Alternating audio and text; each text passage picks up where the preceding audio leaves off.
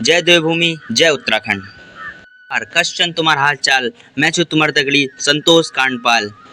दोस्तों, आज हम लेकर के आए हैं आपके सामने एक नई कहानी।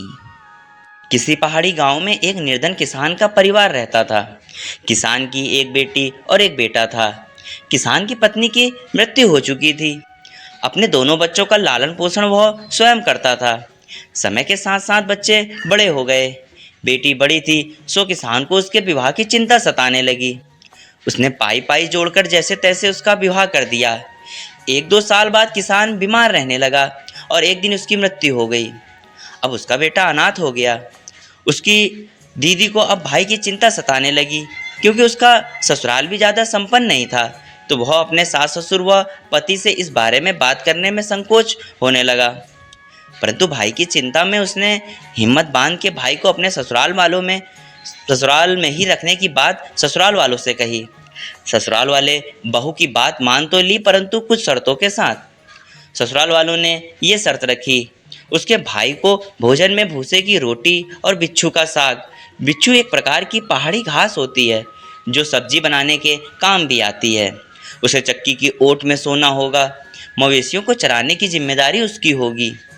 बहन को ये बातें बिल्कुल भी उचित नहीं लगी, परंतु भाई प्रेम और उसकी अकेले रहने की चिंता में उसने यह शर्तें मान ली।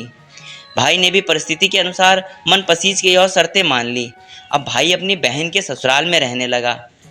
धीरे धीरे भाई अब उस परिवेश में घुल गया। वह दिन में मवेशियों को चराने जंगल जाता और रात को भोजन में मिली भूसे की रोटी और बिच्छू की साग खाकर वहीं चक्की की ओट पर टाट बोरी बिछा के सो जाता। ऐसे ही वक्त बीतता गया। एक दिन मवेशियों को जंगल में चराते चराते उसे एक अनजान व्यक्ति मिला। उस व्यक्ति ने उसे उसके साथ चलने को कहा।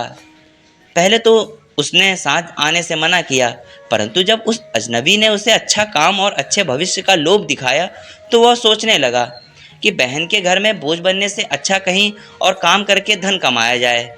उसने साथ चलने में हामी भर दी। शाम को जब भाई घर नहीं लौटा तो बहन को चिंता सताने लगी। गांव में भी बात फैल गई। उसकी खोजबीन की गई। जब वह नहीं मिला तो सबने उसे मृत समझ लिया। बहन बहुत दुखी रहने लगी। उसे यकीन नहीं हुआ कि उसका भाई मर चुका है। खैर, दिन महीने साल निकलते रहे। धीरे धीरे वह अपने भाई को भुलाती रही।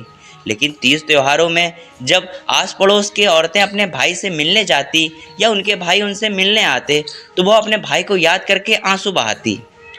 ऐसे ही समय निकलता रहा और एक दिन उसे उसके भाई का संदेश मिला। वह फूली नहीं समाई। जिसे वह मरा समझ चुकी थी वह जिंदा था। वह भाई से मिलने अपने मायके गई।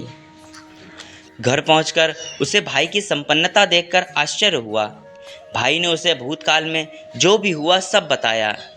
दोनों एक दूसरे से मिलकर बहुत खुश हुए।